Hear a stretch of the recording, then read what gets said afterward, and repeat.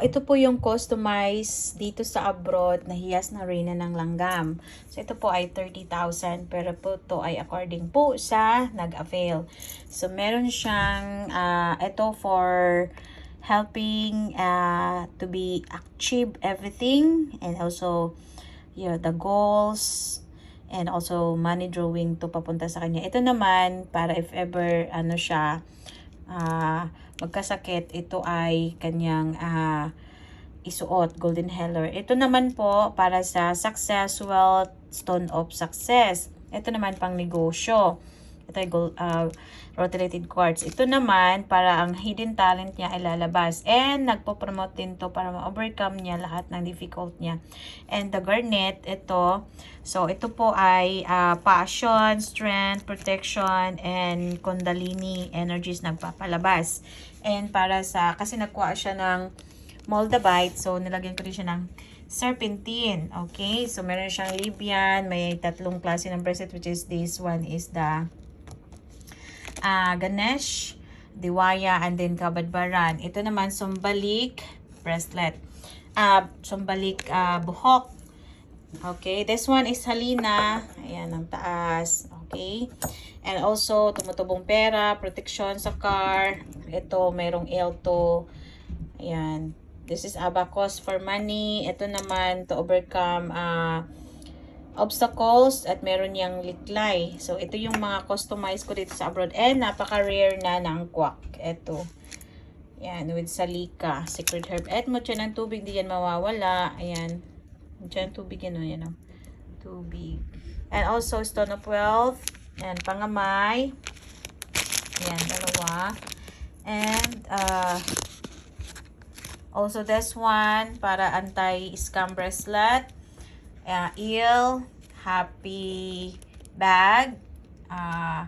This one is mutya ng tain ng bulate, sumbalik, mutya ng kahoy, and mutya ng saging, contra reses, pampaamo din. And this one is incense. So, ito yung lahat customized na hiyas. Ito, hiyas na reyna ng langgam. Okay? So, this one ay magpapayaman sa tao. This one. So, kung gusto niyo customize dito sa abroad, pwede, pero maliit lang siya. Hindi katulad sa Pilipinas na marami. Kasi dito mga abroad kasi at mga malalakas na nagamit ang kasama. Yan po. Hiyas na reyna ng langgam. Para saan po ba ang hiyas na reyna ng langgam? Ang hiyas na reyna ng langgam po ay number 1, lahat ng hilingin mo sa buhay ay kanyang tuparin. Okay? Lahat po. So, including niya ng mga impossible wishes. So, maghiling ka through your heart para ito po ay ibigay. At magumising ng alas 6 ng umaga, sabitin yung 3 prayers.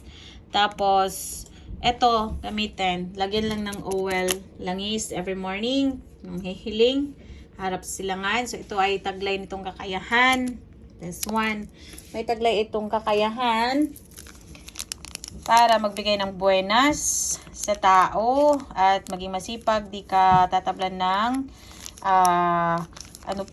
yung pagod. Tsaka ito din po ay para makamta ng lahat ng pinapangarap sa buhay. And also, nagkakaroon din ito ng mag-impok ka.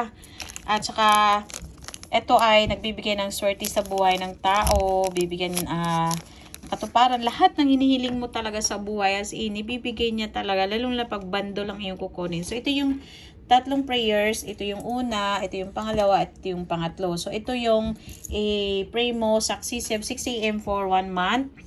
At saka, ito din po ay pinakamagandang depensa, no? Protection, pampaswerte, pampalakas, no? Kapangyarihan din, may higit na kapangyarihan din itong hiyas na reyna ng langgam na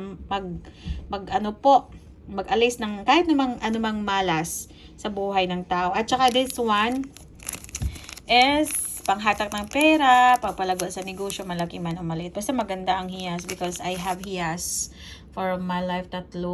So, nilingan ko siya ng mga imposibleng hiling. And everything po will follow. Lahat talaga ng gustuin mo sa buhay. The best po talaga bundle ang kukunin nyo kasi meron na siyang kasama na stone of wealth. Ayan. Always po lang po itong isuot hanggang sa matupad yung mga hiling nyo. And then, bawal lang siya sa masabunan. So, ubarin lang siya pag maligo at matulog.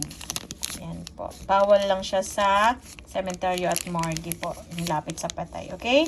So this one is the best. All your wish. Lahat ng pangarap mo talaga. At ang gusto mo sa buhay. Tutupad po sa hiyas ng reyna ng langgam.